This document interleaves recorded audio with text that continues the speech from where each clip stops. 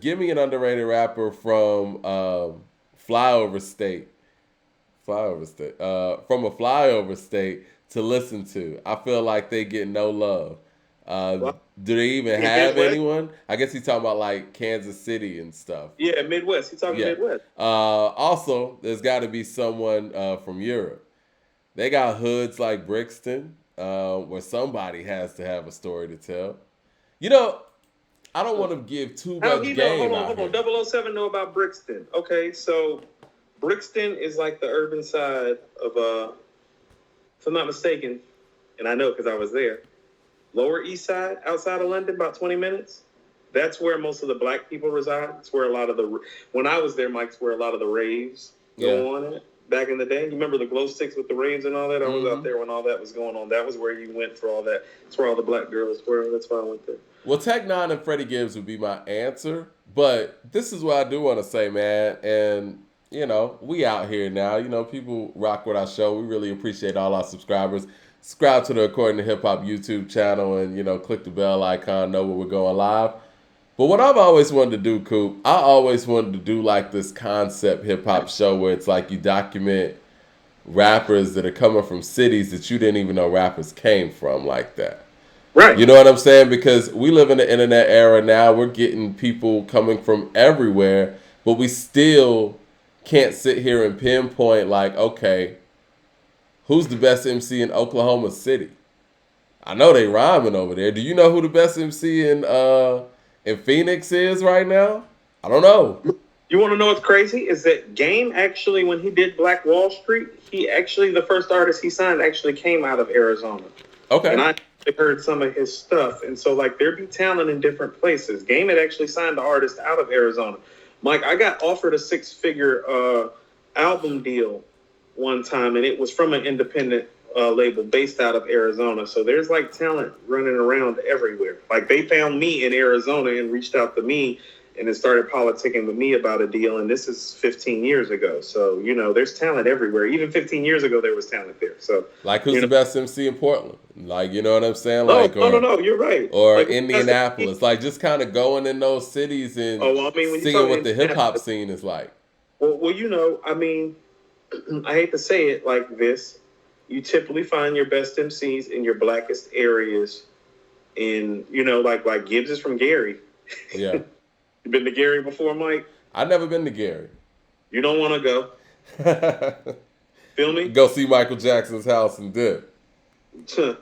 Don't go on that block, Mike. Don't do yourself that. Don't do yourself like that. You don't know them niggas. Chicago, Detroit, Yeah. DC, Atlanta. You know what I'm saying? Yeah. Like if you go look at even go look at like go look at the clips in Virginia. It's like where them niggas from? It's like where they from? Where the niggas are? They're from Norfolk and from the beach. Right. You know what I'm saying? Well, where we be at? We be in Suffolk, Norfolk, and the beach. Yeah. Where clips from? You feel me? Yeah. I mean, I think that's an interesting concept, man. Where Hold on, Mike. Let's go to Carolina. Uh huh. J. Cole. That's Vietnam, Mike. We call it Vietnam.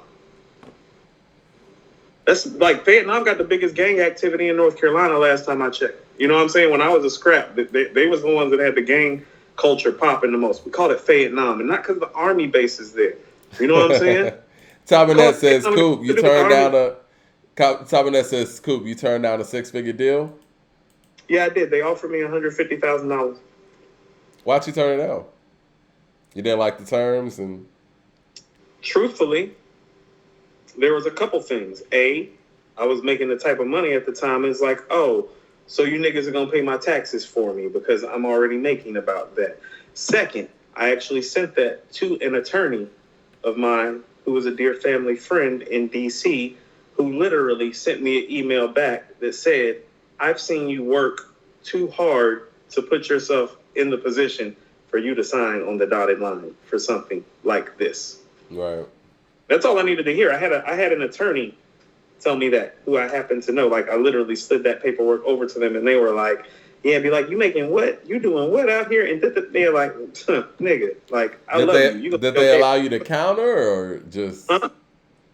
Well, I mean, it was more about the recouping fees that came with it and Gotcha. stuff. When I started explaining what my lifestyle and what my money was already looking like, and then she was like, "Understand?" She was like, "Nigga, you might have to start dipping into what you make to pay these niggas back. Like if it don't go your way." And it was just one of those things. It was almost like one of those how much confidence we got stuff type of deals. It's like, well, I got confidence. I can make 6 figures a year without you niggas. How about that? Yeah. Jay Short says Heavy D got to be on the list. He was on the radio consistently. He has skills. Was a superstar that was kind of forgotten now. Could have rivaled LL hit wise in the early '90s. Do you think that Heavy D is underrated? I do. So one of the people me and Cuz talked about today is it. Well, how many guys from his era could flip words like him outside of Cool G Rap? I think his image was so crossover, and he was like that hip hop artist that they kept saying this when he passed, that your parents could listen to. That I think that in the early '90s when shit got grimy, not having the edge kind of took away from how people viewed you. You know what I mean? Yeah. Okay. So hold on. Let's address a couple of things. First of all, $150,000 is not a lot of money when you've invested like your whole life into like this rap shit. That's why it's like when 50 is saying I signed a mill at the deal and I'm still on the grind. Listen to what he's saying. Got a mill out the deal and what? I'm still on the grind. Time to work. Yeah, because guess what? That $1 million, it's like, no. People understand that nigga needed to sell 10 million records for what he was about to have to pay back. What did CeeLo say on Decision? They got to get back every cent you spent. Yeah. And so people need to understand and some. So when somebody talking about handing me 150, it's like, well, they're handing me 150, but in that contract, I'm looking at it about how it says, oh, well, you got to pay back this for the studio time. You feel me?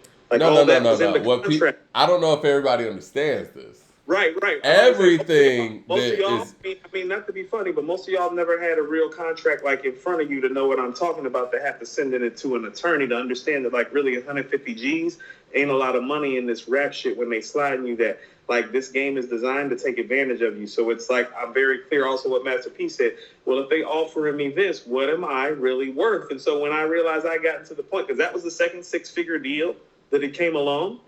When I realized I was getting to the point that they were starting to offer me something in the $100,000 range, like 125, 150, I was like, well, that means I'm worth at least $1 million. Well, this is the thing. This is not like. And I wasn't 15 years old and coming out the projects. You feel me? I was a fucking homeowner. I was driving an Infiniti already. I already had gold. I'd already seen taking. You feel what I'm saying? It's like, What was you gonna do? You gonna take me to the Caribbean because I just got back, motherfucker? You gonna buy me some jewelry because I just bought some? You gonna buy me a house? I just bought one.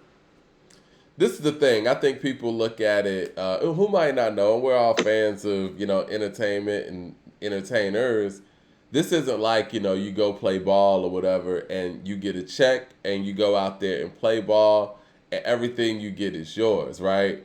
With this, everything that an artist spends, all the trips, all the touring, the staff, it's coming out of your budget. So listen to what I was. Yeah, it's all coming out of you. Like, this is one of the things. Dinner's on you. I had to record out of their studios. They're in Arizona. I'm in Atlanta. So guess what? The flights. That's on you. Studio time. That's on me. Yeah. They're going to front it, but it's ultimately on you. So I'm going to get a statement at the end of the year for these $20,000 worth of flights and studio time for about 3 months worth of work. Although I got to give them that back. That $150,000 is getting taxed. Yeah. Right. Dumb It Down says 5 of the most underrated. Fonte, and Fonte. Coop, you is sleeping on the best rapper from your state. The best rapper from our state is J. Cole. Huh. I've always said that best rapper is J. Cole. Rhapsody embodies us the most. Fonte is the most slept on. But Cole is the best. Let's not ever get that twisted. Cole's the best. I prefer Rhapsody in terms of what she represents for like North Carolina's hip hop grind and aesthetic. But Cole's the best rapper that came out of North Carolina. Like ain't nobody really like. We're not having that conversation, are we? Really? Fonte not better than Cole. But you know what? Again, back to that other conversation we were having. J. Cole means that to hip hop overall, right? So even when you break it down to what he means to his town, to his state, it's the same thing. M is this only weird phenomenon where it's like somehow he's an all-time great in hip hop, but the city of Detroit doesn't even view him in that way. The hip hop scene. I mean, it's weird. It's weird. And and I know people think I'm being funny when I say I don't really consider him a hip hop artist like that, but that's why. Like, I know it's just when it's so strong when you make that sentiment about somebody not being okay. So let me say this to you, Mike. Nelly never, because Nelly means something to St. Louis. Go ahead. He does mean something to St. Louis. This was no matter how crossover he is. No. We're talking about my little bullshit record deals and stuff. But let's talk about you as a rapper in Atlanta, Mike, because aesthetically, you and I both kind of stepped out of this sphere somewhat because we did not fit into the box that Atlanta had for how it was molding artists at the time. Do you think that's fair? Yeah, definitely. So do you think that you would have gotten the love as an Atlanta artist at the time that you would have deserved and received had you get what I'm saying, Mike? Like, because you're somebody that actually would have fallen under the parameters, and I say this respectfully, of somebody, they would have been like, oh, this nigga from Atlanta, based on everything that was going on at the time, because I suffered from it, Mike. You probably heard this too when you used to go out and perform. It's like, oh, you really rap. Yeah. They used to look how many times did you hear that down here when you perform, Mike? Probably like I did. Oh, you really rap, Coop. It's like, what do you mean I really rap? Whenever we used to perform at some of these showcases in Atlanta, and mind you, at the time, this is like, what, 03, 04, not to date myself too much, but what was going on at the time was like a little scrappy. You know what I'm saying? Like, T.I. was doing this thing. That kind of changed things. That helped people, change their sound a little bit to the point where they were rapping, but it was still about real heavy beats when it comes to like the radio and pretty much not really rapping. They were calling me and my partner Flawless, Nate, they were calling us a little Tribe Called Quest. Like it was funny, man, when we would perform, people would be just staring at us like, what are these guys doing? It wasn't like people were at the bar not engaged. Like they were literally just looking at us like, what am I watching right now? And you know what, if I could tell my younger self anything, I think we should have went up to Carolina and did more performing, and I think we should have went up top and did more performing, but we were so hell-bent, at least I was, hell-bent on making it out of our city, and our city at the time wasn't the market that was fitting what we were doing. So we had two choices: to either change into what Atlanta was into at the time, or sit there and try to force feed people what we wanted them to hear. No, I mean, Mike, somebody we have actually referenced in this show already. Well, I had a beeline to that guy, and he heard my first stuff that I did with me and Six. Like, before I went solo, I moved Six down here. Well, I asked Six to come down here from Charlotte so we could get the music thing cracking down here because I was down here. Right. We actually had inroads to the biggest producer down here, and he heard my stuff, and he literally told our, manager / friend at the time, these guys are too intelligent. I don't know what to do with them. That was 2003, 2004. Yeah, heard those things too. I literally heard I was too intelligent. I heard I was too lyrical. I heard it's like, oh, you rap like you're not from here. It's like, I heard... Gotta dumb it down, This was my favorite. You actually be saying stuff and talking about stuff when you rap. Well, this is the other part of it. And I don't want to call out anybody specifically. If you're in Atlanta, you probably know what I'm talking about. But what was happening, because I was actually working in radio. But what was happening at the time, a lot of radio personalities on air and behind the scenes, they were invested in these artists that were getting buzzes.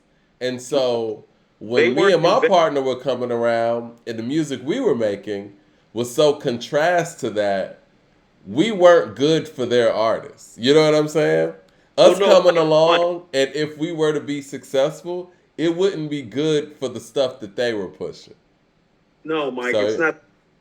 it's not that, Mike, and I just hate to say it like this. It's like, oh, well, somewhere along the line, after Outkast and Goody, and probably, uh, trap music was probably like the set it off moment. But there got to a point down here where it's like, well, no, okay. So most of the guys that you see that got on in the 2000s from Atlanta, they paid for their slot, and I'm just gonna say it for like it is. I'm not saying Nick, they I didn't seen it. talent, but I know firsthand from going through it. It's I like, no, seen it.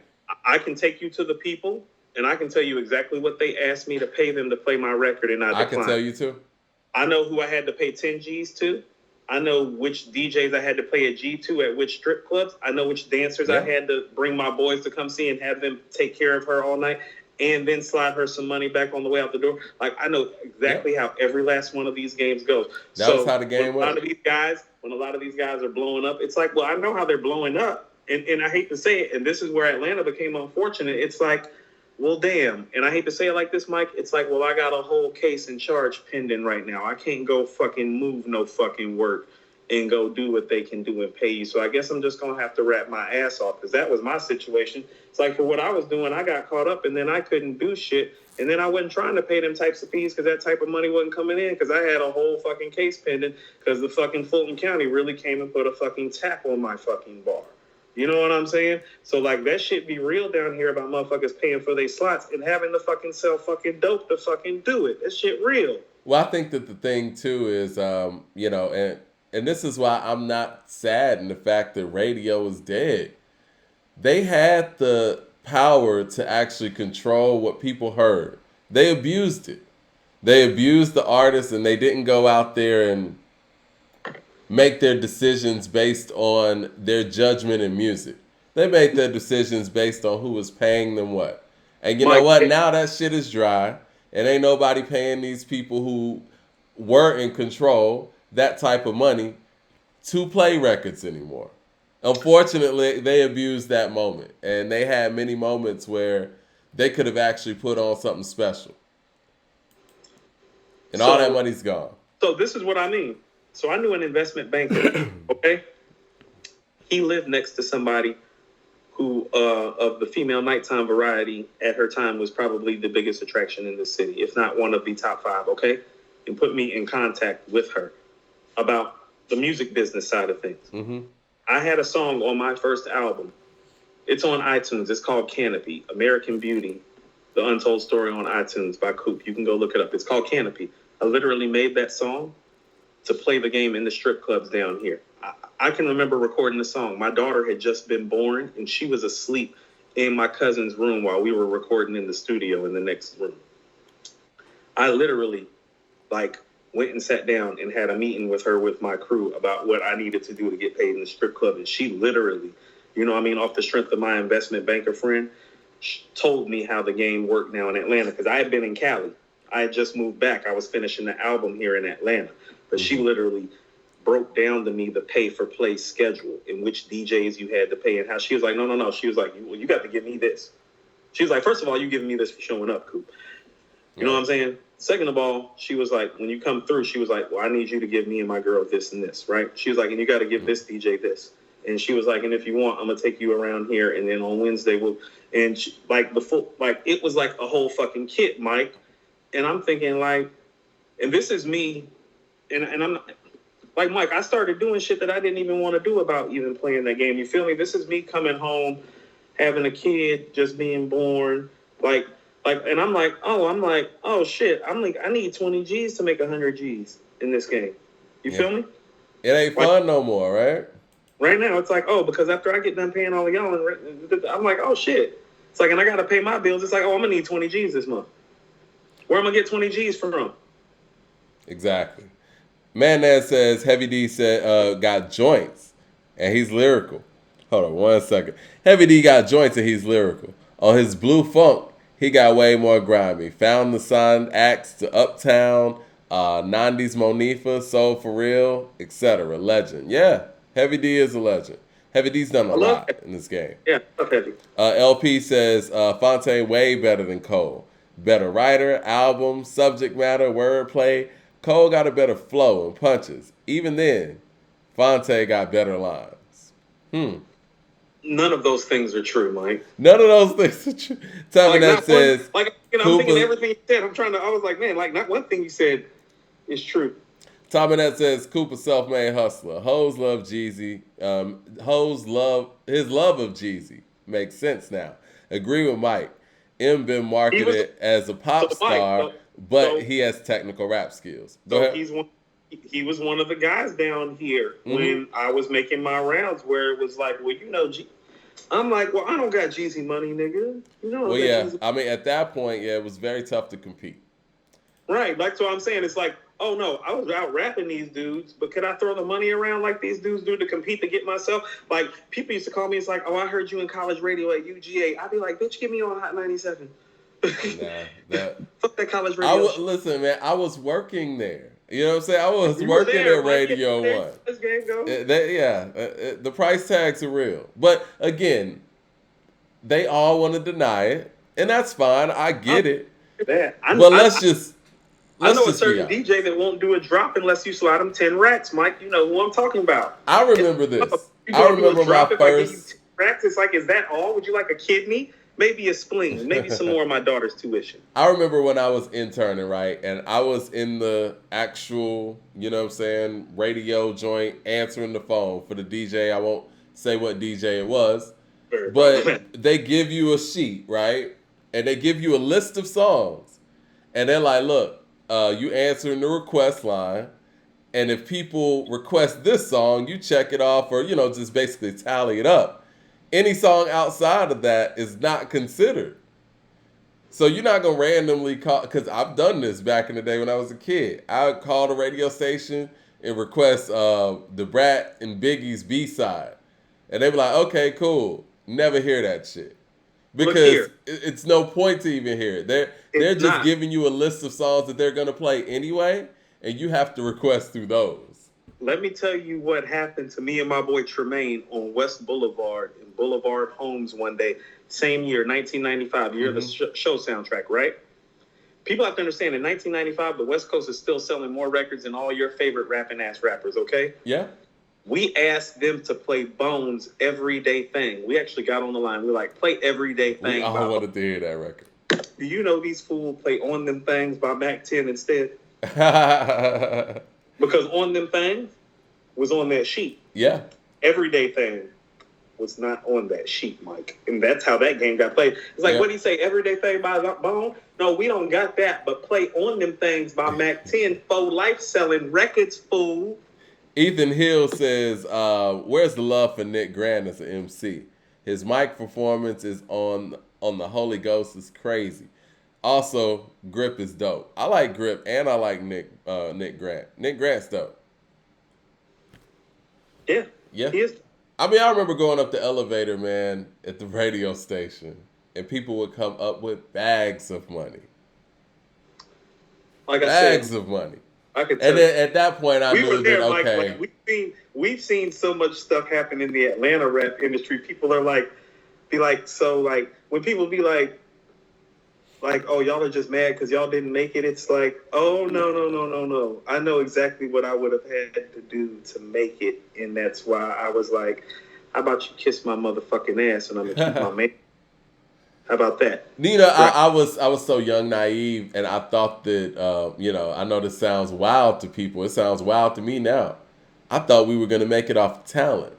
Right, I thought just like on TV, you go out there and you rap good and somebody sees you and says, you know what? We're putting this person on. We're going to go in the studio and we're going to get their song on the radio and they're going to be stars. I thought that was what the process was. And that's where we were really stupid, Mike. Yeah. That's where we were stupid. But they sell people on that fantasy. Like, anytime you see this thing happen on television or even the artists, when they tell their story, they act like it's some G-golly story that no one tells people the truth. So now, I'll give shout out to, and I will say this person's name. Shout out to DJ Jelly. He was the first person that told me, how this shit really goes. That's crazy. You know who else he put on? Holla. Yeah. He was honest. Like, listen, this is going to cost this, and this. No. Jelly always told niggas how the game went down here, and we should all respect him and appreciate him for that. Yeah. So So here's how the game really goes when you're talented. You hear when the game is talking about how his first encounter with Snoop went? Yeah. I got about 10 encounters with that with famous rappers Of down course. here. And some of them are not from there. Some of them are even bigger and better than the guys that came out of here. And they'd be like, look here. And the game was just like us. He was like, "Oh, he not gonna sign me? Okay." Right. Look here. I literally had, somebody who, as far as Southern rappers is concerned, is arguably, in some people's opinion, the best rapper ever come out of the South. Sitting down, just me and him smoking a blunt and sipping on some lean, tell me like, damn, you fired. I got to go do this show. Yeah. Keep it up. Right. What are you supposed to do with that? See you on the flip side. Right. It's like, well, damn. I mean, nigga gave me a vote of confidence because it's like he told me my shit was dope. But at the end of the day, it's like, look at it on the other end. What is he supposed to do? Right. The expectations that we have for people on that other end are unreal and unreasonable. No, it is. Well, he's supposed to be like, you know what? Call my lawyer, and we're gonna set something up, and boom. It don't work like that, guys. And you want to know, that whole meeting happened because somebody ran in, and this is what I mean. That whole exchange happened because somebody who was a real fan of my shit saw him and was literally like, yo, I got somebody whose shit you need to hear. Will you hold on a second? And came and got me. Yeah. Like, yo, outside downstairs, Coop. And I was like, oh, well, hold on, pause, because that motherfucker deserve a pause right there about who he is. Let me go. Because and that's what I mean about I got tired of playing the game because, Mike, I'm a grown-ass man, and I think people who know me and know this podcast well, it's like, well, I don't like kowtowing.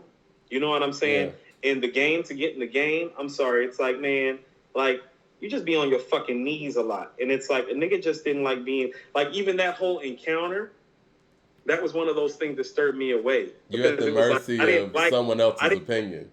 I didn't like having to stop my flow and what I was doing as a man with my life to go play my shit for another man just to have him give me like some pat on the, oh, good job, keep it up. It's like, bitch, right. I don't need a coach. I need a deal. What the fuck is up with, you know what I'm saying? Right. I'm looking for the yams. Right. And but also too, you got to look at it from his position. And it's like, well, what is he supposed to do with me in this moment, right? Exactly. Right now in time anyway, that's about to change the situation. And so that's why I like guys like Sauce, who's like, the labels is coming to sign him, and he's like, you see these two Rolls Royces outside, nigga? No. I love him more than I love any rapping ass rapper, because if you've ever lived this life and had to play those games, well, he's not kowtowing to people because he doesn't have to. And this game literally sets you up as a black man to kiss other people's ass.